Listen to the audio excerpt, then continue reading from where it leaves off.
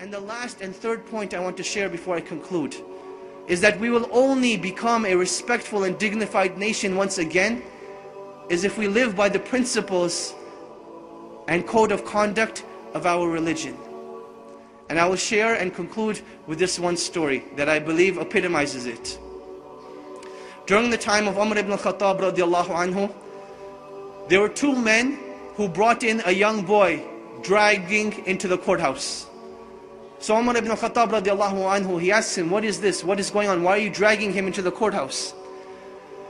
They say, this boy, he killed our father. Umar ibn al-Khattab, he asks him, did you really kill their father? The boy says, yes, I did kill their father, but it was by accident. My camel, it used to tread on their property. So one day, their father took a rock and hit the camel in the eye.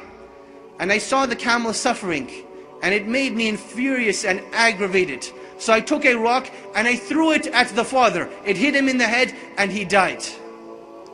So Umar ibn al-Khattab radiallahu anhu, he asks the two brothers, will you forgive this young boy for this accident? They say, no, we want qisas, we want retribution. So Umar ibn al-Khattab radiallahu anhu, he asks the young boy, do you have any last words, any last wishes, any last requests? And the young boy says, yes, my father passed away and I have a younger brother. And my father left some money behind for my younger brother. I would like 3 days to go and retrieve this wealth from a hidden place so that I can make sure my brother gets it when I die and pass away. So Umar ibn al-Khattab, he thinks this boy is making up the story. He's like, boy, what are you talking about? What wealth, what father, what young brother? The young boy, he says, trust me. Umar ibn al-Khattab, he says, okay, I will trust you, but find a guarantor for you.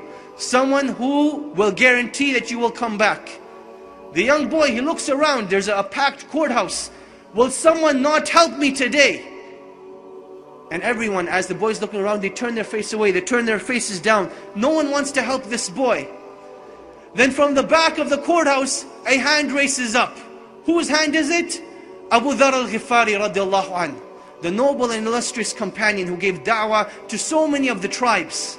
He says, I will be the guarantor of this boy. Now understand what it means to be the guarantor. Meaning that if this boy does not come back, it is the head of Abu Dhar al-Ghifari radiallahu anhu that will be chopped off, that he will be killed. Abu Dhar al-Ghifari, he says, I will be the guarantor. So the boy goes away. The first day goes by, the boy is nowhere to be seen. The second day goes by, the boy is still nowhere to be seen. Asr time comes on the third day. The two brothers go to Abu Dhar al-Ghifari radiallahu anh, and they say, come with us to the courthouse. It is time. Abu Dhar al-Ghifari radiallahu anh says, I will come to the courthouse, but the day does not end until Maghrib.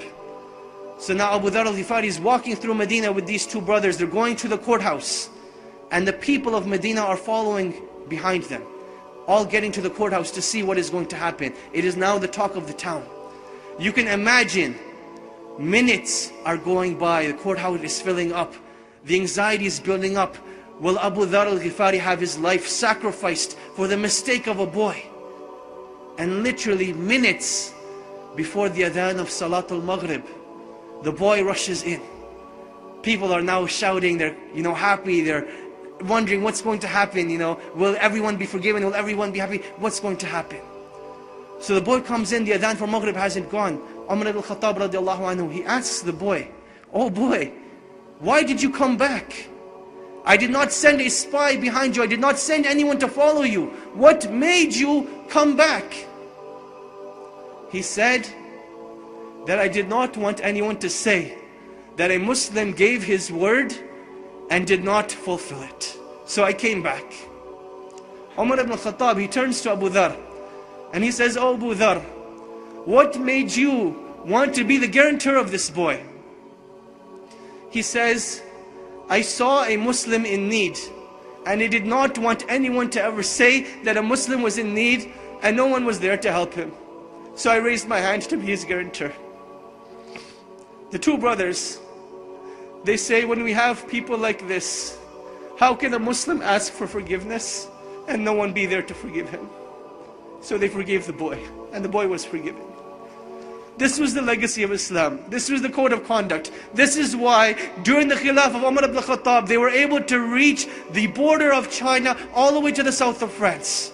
Because they had strong relationships with Allah. They did things with ihsan, and they lived with the code of conduct of Islam.